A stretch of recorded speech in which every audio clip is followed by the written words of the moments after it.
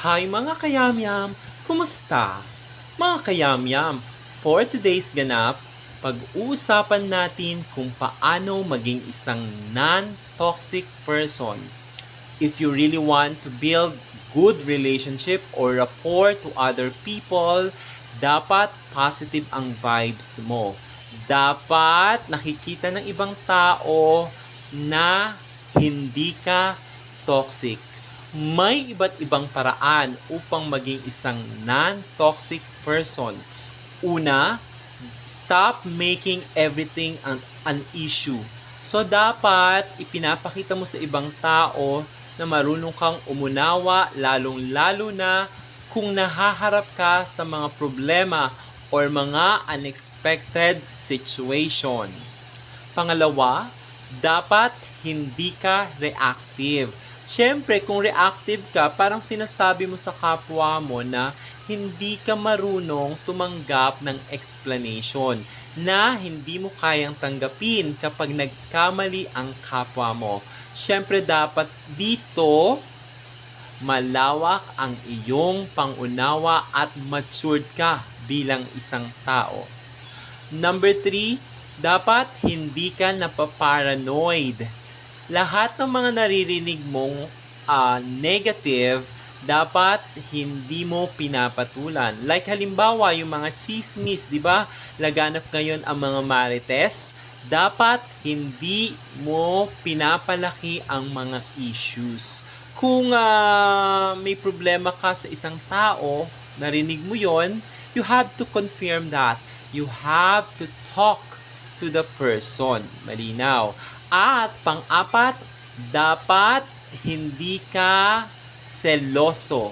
Kasi kapag seloso ka, alam mo yon, nagiging makasarili ka. Iniiwasan natin yon. Ayaw makita yon ng ibang tao kapag, alam mo yon, makasarili ka. Puro sarili na lang ang iniisip mo. Gusto mo ikaw na lang ang maging masaya. At sa relasyon, alam mo yon, hindi mo nauunawaan kung ano at para saan ang ginagawa ng iyong mga loved ones, lalo na ang iyong partner.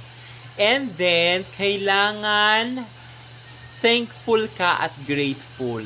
Sa lahat ng mga nangyayari sa iyo, dapat nakikita mo ang mga blessings na meron ka. Hindi ka dapat naiinggit sa kapwa mo. Kasi ang inggit ay source ng pagiging masama. Kuminsan nakakapag-isip tayo ng masama sa ibang tao dahil sa ating inggit. Kaya dapat iwaksi natin ang inggit sa ating buhay. Okay, mga kayamyam? At kailangan supportive tayo sa ating kapwa, mga kayamyam.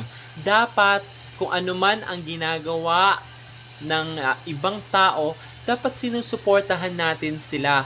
Kahit anong pwede nating maitulong sa kanila, ibigay natin. At dapat naman kapag tumutulong tayo, maging sincere tayo. Hindi yung parang meron lang tayong personal agenda, kaya tayo tumutulong. Iniiwasan natin yon, mga kayamyam. Kasi we cannot fake sincerity. At syempre kailangan marunong tayong tumanggap ng ating mga pagkakamali. Kasi sign yan na matured ka na bilang isang tao. At makikita ng ibang tao na vulnerable ka at tao ka lang nagkakamali. Ang importante, marunong kang humingi ng tawad kung nagkamali ka. I-accept mo ang iyong mga gawang mali. At panghuli, syempre mga kayamyam, dapat humble tayo. Hindi tayo mapagmataas, mga kayamyam. Kasi kapag humble tayo, na-appreciate na yan ng ibang tao at magiging daan yan upang maging mabuo ang ating relasyon, maging matatag ang mga relasyon na ating sa ating mga kaibigan, mga kamag-anak at mga loved ones. Kaya mga kayamyam, lagi nating tatandaan ang mga paraan na to upang palagi tayong maging masaya sa piling ng ating mga mahal sa buhay. Hanggang sa muli, at syempre mga kayamyam, sana wag nyong kakalimutang i-like ang aking page. Huwag kayong magsasawang subaybayan ang aking mga videos and posts. Sige, hanggang dito na lamang mga kayamyam. See you and bye-bye!